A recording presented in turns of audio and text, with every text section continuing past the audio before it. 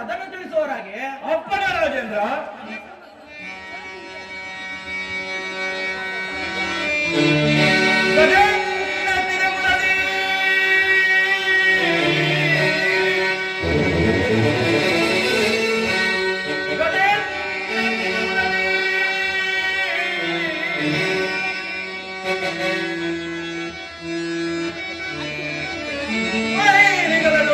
ಅಡಗಿಸಿಕೊಳ್ಳುವೆನು ರಾಜೇಂದ್ರ.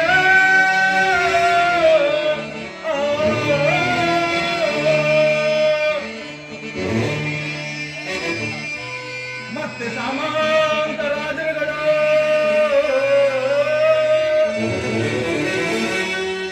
ಮತ್ತೆ ಸಾಮಂತ ರಾಜರುಗಳು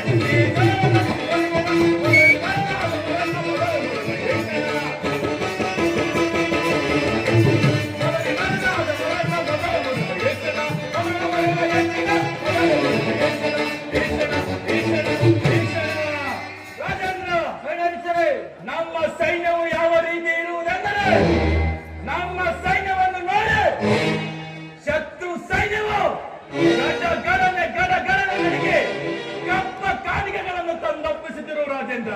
ಮತ್ತೇನಪ್ಪಣೆ ರಾಜೇಂದ್ರ?